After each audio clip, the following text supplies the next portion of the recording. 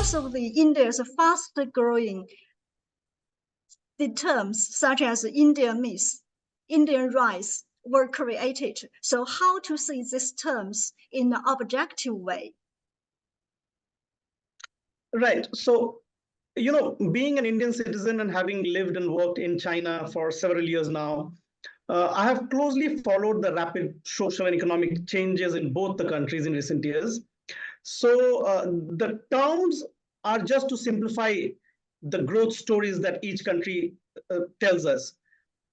However, I think that we shouldn't see the current economic growth story and the rise of both India and China in isolation. I think uh, the rise of these countries needs to be understood in the right historical context again. Because India, like China, is also a civilizational state with a history dating back over 5,000 years.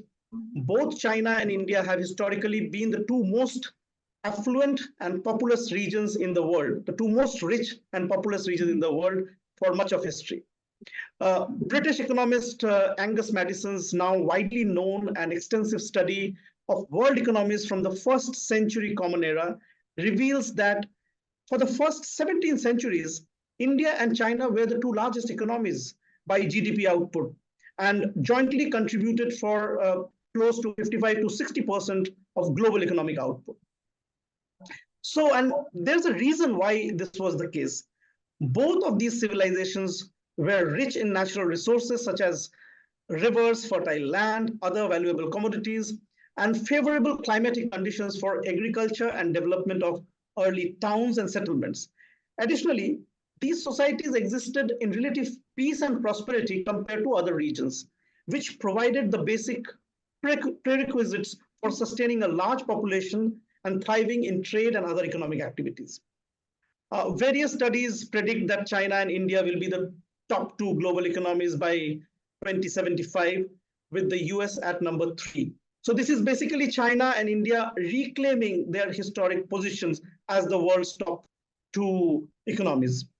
So I am also not surprised by such future projections because I believe there was a reason why these two countries were at the top of the global economic pyramid for much of history.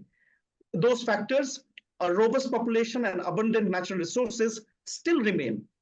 What is needed now is judicious management of these resources and the creation of an ecosystem for sustainable development in the future.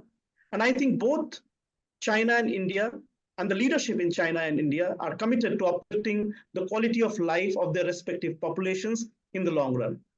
As the two most populous nations, they are also making bold decisions to reduce carbon emissions and in an effort to meet the UN Sustainable Development Goals targets. The success of policies being framed today will ensure a secure future for our coming generations. Therefore, the ascendancy and resilience of India and China are deeply entrenched in their historical legacies, as well as their rapid advancements in recent years and decades. And we need to see a long-term view and a long-term perspective of history to understand this rise.